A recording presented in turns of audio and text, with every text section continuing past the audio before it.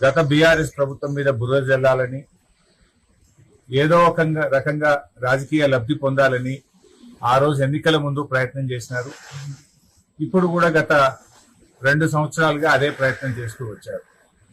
రకరకాల లీకులను పంపుతూ, అక్రమ కేసులు బనాయిస్తూ ఏదో ఒక రకంగా బీఆర్ఎస్ పార్టీపై బురద జల్లే ప్రయత్నం చేసినారు. కానీ నేటి తీర్పుతో ప్రాథమిక హక్కులు, సహజ న్యాయ సూత్రాలను విస్మరిస్తూ ఘోష్ కమిషన్ ఇచ్చిన రిపోర్టు చెల్లదని, ఆ రిపోర్టు ఆధారంగా ఎలాంటి చర్యలు తీసుకోకూడదని రాష్ట్ర సర్వోన్నత న్యాయస్థానం ఇచ్చినటువంటి తీర్పు రేవంత్ రెడ్డి గారికి, కాంగ్రెస్ పార్టీకి చెంపపెట్టు.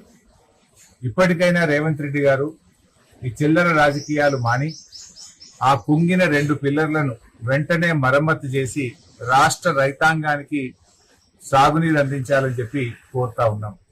ఎందుకంటే ఇప్పటికే 2.5 సంవత్సరాల విలువైన సమయాన్ని వృధా చేశారు. కాళేశ్వరం ప్రాజెక్టులో 100 కాంపోనెంట్లలో మేడిగడ్డ ఒక కాంపోనెంట్. ఆ మేడిగడ్డలో ఉండే పదుల సంఖ్యలో ఉండే పియర్స్ లో 2 పియర్స్ మాత్రమే కుంగినాయి. దాన్ని మరమ్మతు చేయకుండా 1,00,000 కోట్లు కొట్టుకుపోయినాయని, కూలిపోయిందని, కూలేశ్వరం అయిందని పదే పదే మాట్లాడుతూ ఒక అబద్ధాన్ని 100 సార్లు చెప్తే నిజమవుతుంది అనేటువంటి విధంగా గోబల్స్ ప్రచారానికి కాంగ్రెస్ పార్టీ పాల్పడ్డది. సో ఇవాళ తీర్పు మేము స్వాగతిస్తా ఉన్నాం.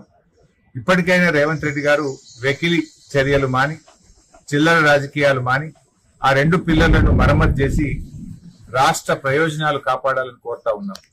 ఎప్పటికైనా కాళేశ్వరమే ఈ రాష్ట్రానికి ప్రాణాధారం అవుతుంది. హైదరాబాద్ తో సహా మరి 70% తెలంగాణకు త్రాగునీరు అందించే ప్రాజెక్టు కాళేశ్వరం ప్రాజెక్టు. మరి దాదాపు 37 లక్షల ఎకరాలకు సాగునీరు అందించే ప్రాజెక్టు కాళేశ్వరం ప్రాజెక్టు. రాజకీయాలకు అనేక అవకాశాలు ఉన్నాయి, రాజకీయాలు చేయడానికి అనేక వేదికలు ఉన్నాయి. కానీ రాష్ట్ర ప్రయోజనాలను ఫలంగా పెట్టి రాజకీయాలు చేయకూడదు. రైతుల ప్రయోజనాలు, రాష్ట్ర ప్రయోజనాలను ఎప్పుడైనా మనం కాపాడుకోవాలి.